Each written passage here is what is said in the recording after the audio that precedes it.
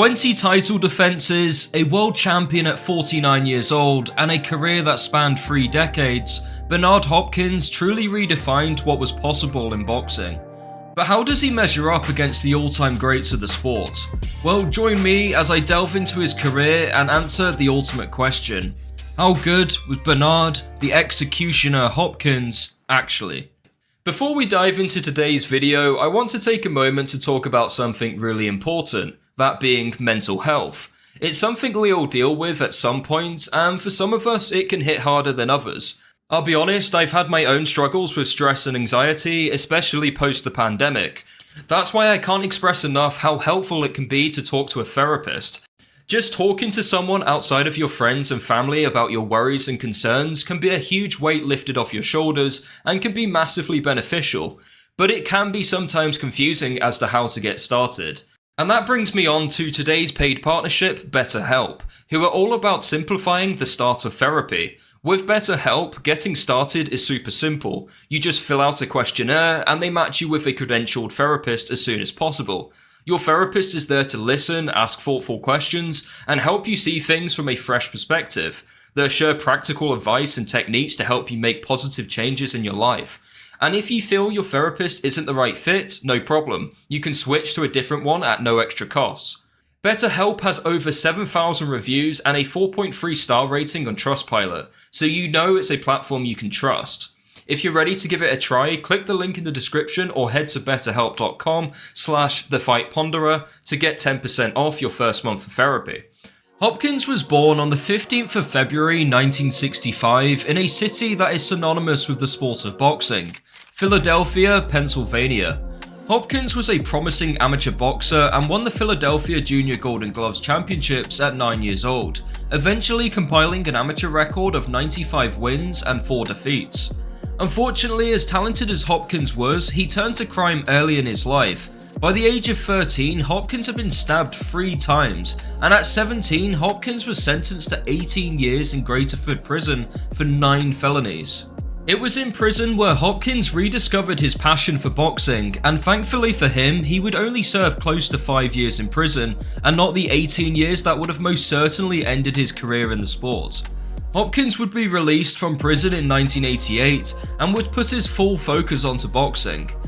Hopkins would immediately join the professional ranks as a light heavyweight and would have his first professional fight on October the 11th, 1988 in Atlantic City, New Jersey, against Clinton Mitchell. It was far from the ideal start to his career as Hopkins would lose a heartbreaking majority decision over 4 rounds. After a 16-month layoff, Hopkins put the disappointing defeat behind him and resumed his career as a middleweight. On February 22nd, 1990, Hopkins would get his first victory as a professional, winning a unanimous decision over Greg Page. Hopkins used this win as a springboard to start creating some real momentum in his career. Between February 1990 and December 1992, Hopkins scored 21 wins without a defeat, winning 16 of those fights by knockout and 12 of them coming in the first round. Hopkins was living up to his nickname of the Executioner. He was a brutal and cold-blooded finisher. But it wasn't just his ability to end fights that was impressive. Hopkins also possessed superb technical skill, great footwork, and speed. He was the ultimate boxer-puncher. In December of 1992, Hopkins would contest for his first professional title when he took on Wayne Powell for the USBA middleweight title, which is the national boxing title in the United States of America. Hopkins made quick work of Powell and stopped him in the first round after landing a barrage of unanswered shots which forced the referee to stop the fight. Hopkins defended his USBA title once before getting a shot at the vacant IBF World Middleweight title against undefeated Olympic medalist Roy Jones Jr. From the opening round, it was clear that Roy had the speed advantage, which allowed him to get his jab off quickly and keep Hopkins at bay. Roy was counter-punching effectively and using his great speed and mobility to beat Hopkins to the punch.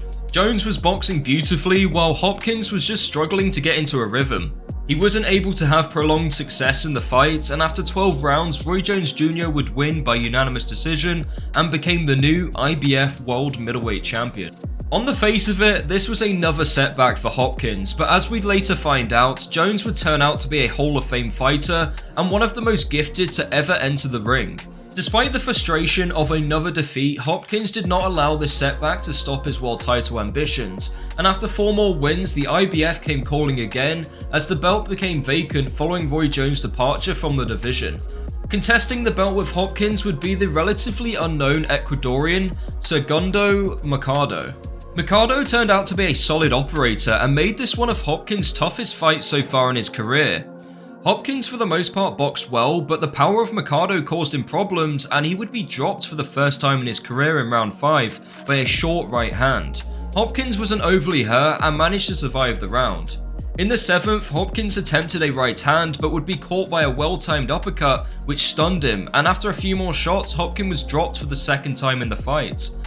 Hopkins got back to his feet and showed he could handle serious adversity in a fight, as he rallied late to earn a split decision draw from the judges. The IBF called for immediate rematch, and 5 months later, Hopkins would meet Mercado once again. Hopkins clearly learnt a lot from their first encounter and put on a clinical performance. Bernard was landing brutal combinations to body and head, and he was in complete control of the fight. Mercado showed lots of heart, but he couldn't stay up forever, and in round 7, Hopkins landed a hard right hand, which had Mercado desperately holding on, and the referee jumped in and stopped the fight. It was a punch-perfect performance from Hopkins, and he was now the new IBF World Middleweight Champion. And so, the title reign began. Hopkins' first defense as newly crowned champion couldn't have gone any better, as he obliterated Ghanaian challenger Steve Frank in just 1 round. After successfully defending his title 2 more times by knockout, Hopkins would face his first truly elite middleweight as a champion, former 2-weight world champion John David Jackson. Hopkins predicted the fight wouldn't go the full championship distance, and he would be proven correct. Jackson wasn't able to put up too much resistance, and he looked like a shot fighter, to be honest. In the 7th round, Hopkins put together a devastating combination which nearly sent Jackson out of the ring, and the referee would stop the fight. Despite Jackson clearly not being in his prime at the time of the fight, it was still a solid win for Hopkins in my opinion. B-Hop's next title defense came against solid undefeated contender Glenn Johnson. Hopkins picked apart the defensive Johnson, landing sharp and accurate shots, which had the challenger hurt on multiple occasions. In the 11th round, after a flurry of shots from Hopkins, the referee stepped in and stopped the fight. Once again, Hopkins made a solid fighter look average. And this win would age incredibly well, as Johnson would go on to find lots of success later on in his career, beating the likes of Roy Jones Jr. and Antonio Tarver. Hopkins' next most notable title defense came against former 2-weight world champion Simon Brown. Brown was a veteran at this stage and certainly seen better days, as he suffered multiple defeats in recent years. It was another routine title defense for Hopkins, in which he dominated the entire fight. In the 6th round, Hopkins landed a lightning quick right uppercut which dropped Brown heavily. The brave former champion got back to his feet, but he was still badly hurt, and Hopkins would soon put together heavy combinations which forced the referee to step in and call the fight off. Next up for Hopkins was the IBF's #1 middleweight contender, Robert Allen. Allen had some good momentum leading into this fight, and he was a very capable middleweight. Unfortunately, both men's styles didn't really gel well, which made for a poor fight to watch. Hopkins and Allen needed separating on many occasions, and on one such occasion, when referee Mills Lane tried to separate a clinch, Hopkins was sent flying through the ropes, and he picked up injuries to his knee and ankle and was unable to continue, which resulted in a no contest, and so the rematch was inevitable. Less than 6 months later, both men would meet in the ring for a second time. This time the result would be definitive, as Hopkins used his superior punching power to break down and eventually knock Allen out. This marked Hopkins' 9th defense of his IBF middleweight title. After 3 more successful defenses of his world title, in 2001 Hopkins would enter into a middleweight tournament. The tournament consisted of WBC champion Keith Holmes, WBA champion William Joppy, and former welterweight and light middleweight champion Felix Trinidad. On April 14, 2001, Hopkins would be matched up against WBC champion Keith Holmes in his first bout of the tournament. Holmes was a rangy and technical southpaw and presented a big test for Hopkins, who was the underdog coming into the tournament. However, Hopkins would take care of business and dominated the fight, throwing and landing far more shots, especially to the body, where he would land consistently, and he had Holmes hurt on multiple occasions. After dictating the majority of the action over 12 rounds, Hopkins would deservedly win by unanimous decision and had become the new unified middleweight champion of the world. In the other half of the tournament, Felix Trinidad took care of William Joppy, stopping him in the 5th round, and so Hopkins and Trinidad would meet in the final for all the marbles. For the first time in many years, Hopkins was a betting underdog. Trinidad was considered one of the pound-for-pound great fighters at the time. He was a very violent puncher, and despite originally campaigning at welterweight, Trinidad had fought middleweights in the past and showed his power was able to still be effective at a heavier weight class. It would be the underdog in Hopkins who proved to be the class above. He put on an excellent boxing performance, controlling the distance effectively and using his jab and footwork to dominate. This was Hopkins in his absolute prime. Trinidad, on the other hand, struggled to build any momentum in the fight, and in the 12th round, Hopkins would drop him with a well-timed counter right hand, and despite Trinidad beating the count, his corner team would call the fight off. Bernard Hopkins had now become the first undisputed middleweight champion of the world since Marvelous Marvin Hagler back in 1987. This was truly an elite victory for Hopkins and one of the best of his entire career in my opinion. To cap off a fantastic year, Hopkins was voted Fighter of the Year for 2001 by Ring Magazine and Boxing Writers Association of America. On December 13, 2003, Hopkins would defend his undisputed crown against former two-time middleweight champion William Joppy. This was a superb performance from Hopkins once again. He used his superior technical ability to completely outclass the challenger. Joppy was no joke either. He was a solid top 10 contender, and Hopkins just found a way to make it look easy. Hopkins' ability to create angles, use feints, and his overall ring generalship was highly impressive. It was the little intricacies that Hopkins does in this fight that just made him so special. He really put it all together in the ring that night, and he earned himself a 12-round unanimous decision victory. On September 18, 2004, Hopkins would take on 5-division world champion Oscar De La Hoya. The Mexican-American icon used hit-and-run tactics to try evade Hopkins, but he couldn't avoid him forever, and in the 9th round, Hopkins obliterated Oscar with one of the most brutal body shots you're ever likely to see.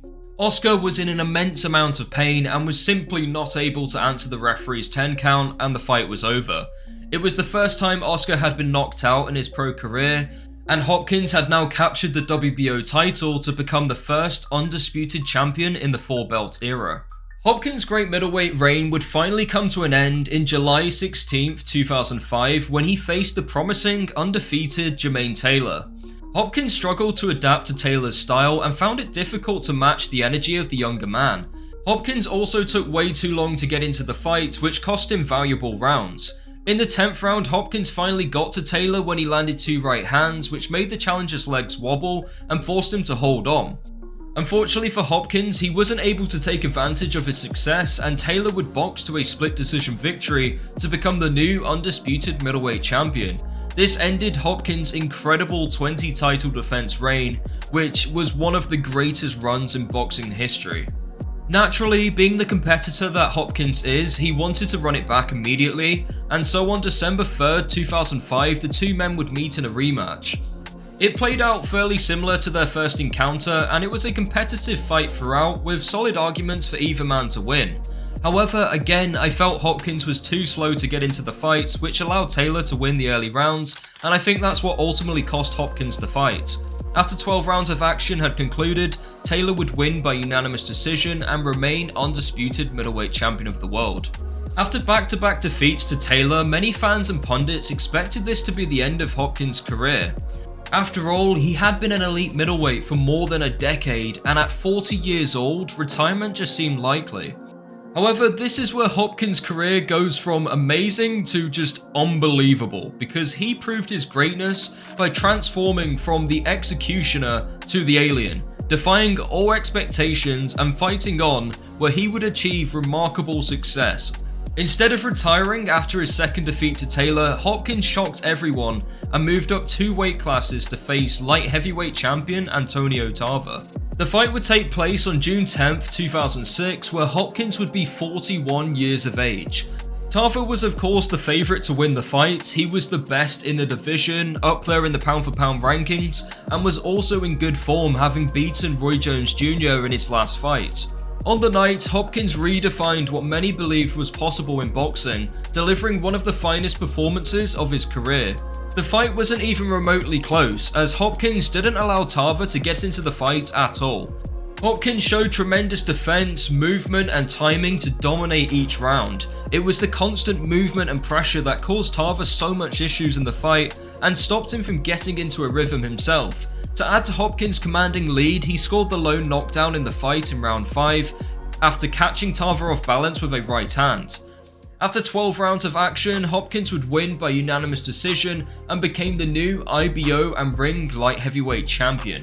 After the fight, Hopkins announced his retirement, but that just didn't last very long, and he would make a comeback in July of 2007, taking on former Undisputed Junior Middleweight Champion Ronald Winky Wright.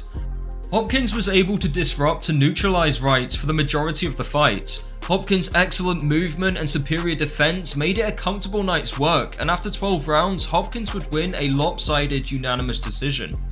After the fight, Hopkins made it clear that he wanted to face undefeated super middleweight king Joe Calzaghe in his next fight. And on April 19, 2008, the two men would meet in the ring, and the now 43-year-old Hopkins was involved in yet another championship fight. Hopkins started the fight the better out of the two, and in the opening round he landed a lovely 1-2 combination that dropped Calzaghe. The Welshman recovered quickly and soon adapted to Hopkins' style. He began outworking Hopkins by throwing and landing more shots and making a stronger argument to win each round.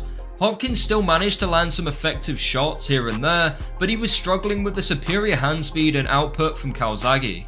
After 12 competitive rounds, Calzaghe would win by split decision.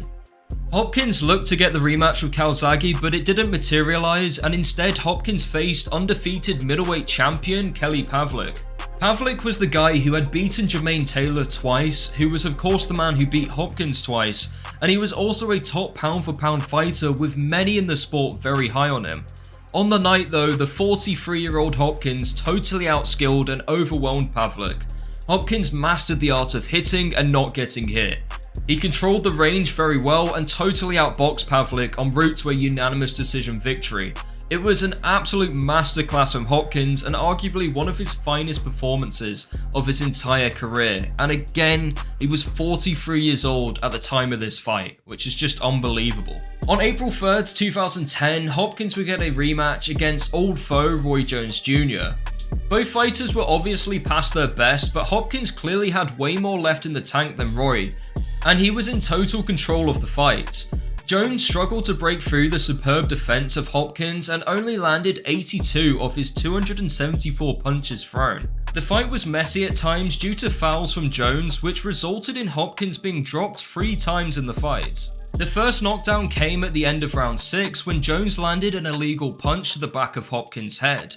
Hopkins fell to the canvas and the fight was halted for 3 minutes to allow for Hopkins to recover, and Jones was docked a point for his foul. After the round had ended, both men would continue to fight, which forced the security to enter the ring and separate the two. In rounds 8 and 10, Hopkins dropped to a knee after Jones landed a rabbit punch and a low blow, but for some reason no points were deducted for either foul. Overall, Hopkins was the superior fighter on the night and he would win by unanimous decision. On December 18th, 2010, at 45 years old, Hopkins would take on the lineal WBC and Ring Magazine light heavyweight champion John Pascal. Hopkins had a disastrous start to the fight as he was dropped in round 1 by a right hand from Pascal, and he was dropped once again in round 3 with a left hand. Hopkins got himself back into the fight and was getting into a rhythm, landing good body shots and outboxing Pascal. After 12 rounds of action, Hopkins appeared to have done enough to win, but the judges thought differently and deemed the fight a draw, denying Hopkins the opportunity to become the oldest boxing world champion in history. The WBC immediately sanctioned a rematch, and on May 21st, 2011, both men would meet again. Despite being the much older guy, it was Hopkins who was outworking Pascal in the fight. Hopkins managed to land more shots and avoid Pascal's big shots for the most part, and after 12 rounds of action, this time nobody could deny Hopkins' big night, and he would win by unanimous decision, capturing the IBO, WBC and lineal light heavyweight titles to become officially the oldest world champion in boxing history at 46 years old. breaking the late great George Foreman's record from 1994. In October of 2011, Hopkins would take on former light heavyweight champion of the world, Chad Dawson. There was very little to say on this fight because it ended up being ruled a no contest, as in round 2, Dawson picked up Hopkins and threw him on the canvas, which resulted in Hopkins injuring his shoulder and he was unable to continue. Originally, the fight was ruled a TKO win for Dawson, however, after a appeal, it was officially changed to a no contest and Hopkins retained his world title. A rematch was set for April 28, 2012, and this time around the fight went the full championship distance, and Dawson for the most part outboxed Hopkins for the majority of the fight. Hopkins struggled with the speed of Dawson and simply was unable to make the adjustments needed to change the outcome of the fight, and Dawson would win via majority decision. Once again, many expected this to be the last time we would see Hopkins in the ring, but once again Hopkins defied expectations and fought on. In March of 2013, Hopkins would make his return to the ring, taking on undefeated IBF light heavyweight champion Tavoris Cloud. In typical Hopkins fashion, he fought very tactically, and he was beating Cloud to the punch, controlling the pace of the fight well and outboxing the champion. Once again, Hopkins was schooling and punishing a younger champion, and after 12 rounds he would win by unanimous decision. With this superb victory, Hopkins had broke his own record, becoming the oldest fighter in history to win a world title once again, at 48 years old. Hopkins successfully defended his title, winning a split decision against Karu Murad before facing WBA super champion Beibut Shumenov in a unification fight. Hopkins put on another great performance, dropping Shumenov with a hard right en route to a comfortable split decision victory, which should have been a unanimous decision as Hopkins comfortably outboxed Shumenov. Once again, Hopkins had broken his record as the oldest world champion in boxing history, winning the WBA super title at 49 years old. This would be Hopkins' final victory in his long and outstanding career, and it's a shame he didn't call it a day there and then. In November of 2014, Hopkins entered into a unification fight against WBO world champion Sergey Kovalev. Hopkins was unable to cope with the big punching Russian and the fight was very one-sided. Hopkins was down in the opening round from a right hand from Kovalev, but the former champion rose to his feet quickly and he wasn't overly hurt by the shot. However, he would go on to lose every single round in the fight and Kovalev would win by unanimous decision. Regardless of the performance, the fact that a prime Kovalev couldn't stop a nearly 50-year-old Bernard Hopkins is just incredible to me. For the millionth time in Hopkins' career, people thought that he was finally going to retire, but unfortunately that wasn't the end of Hopkins' career, and he made a comeback 2 years later to face a young, big punching light heavyweight Joe Smith Jr. in a farewell fight. At almost 52 years old, on December 16th, 2016, Hopkins would enter the ring against someone 24 years younger than himself. Smith would go on to outbox Hopkins through most of the first 7 rounds. Then in the 8th round, Smith caught Hopkins in the corner and landed a series of punches which knocked Hopkins out of the ring. It was the first time in 67 fights that Hopkins was ever stopped. Hopkins bravely got back up, but the referee quite rightfully stopped the fight. Finally, Hopkins would announce after the fight that he had officially retired from boxing, leaving behind an outstanding final record of 55 wins, 8 defeats and 2 draws, becoming a multiple weight world champion and of course the oldest boxer to ever win a world title in the sport's history. So how good was Bernard Hopkins actually? Hopkins is easily one of the greatest fighters of the modern era and one of the greatest defensive boxers of all time. He was an incredibly intelligent and strategic fighter who possessed superb stamina, good speed, power and great counter-punching ability. Hopkins' ability to take away what makes his opponents great and completely neutralize them is what makes him so effective. Out of all the fighters I've covered so far on this channel, Hopkins' achievements are the most impressive to me. His list of accomplishments is just ridiculous. The oldest boxer to win a world title, the longest reign in the middleweight division with 20 successful title defenses over a 10-year period, and the first undisputed champion in the 4-belt era, Hopkins completed boxing. His longevity in the sport is truly legendary, and that's what I find most impressive about him. His ability to reinvent himself over a long period of time is just crazy. For example, in his early days of his pro career, he was more of a boxer-puncher, and as he got older, he became more wiser, more patient, and just took less risks. There aren't many fighters that are able to adapt their style to an aging body. For example, Roy Jones Jr. relied heavily on speed and athleticism to make his style work, but as he got older and his speed diminished, he started to look more vulnerable. Hopkins' discipline is also on another level. In order to be fighting for world titles late into your 40s, you have to treat your body like a temple, and that's what Hopkins did. He trained 24/7 and never allowed himself to get out of shape, which of course helped him stay competitive late on in his career. I mean, I could go on and on and on about how great Bernard Hopkins is, but I think you get the point by now. I would comfortably have Hopkins as a top 5 middleweight of all time at the bare minimum. Middleweight is famously one of the most stacked divisions, if not the most stacked in all of boxing, so it is pretty hard to rank, but I'd certainly have him up there with the all-time greats without a doubt. So let me know what you make of Bernard Hopkins in the comments below, and as always, thanks very much for watching.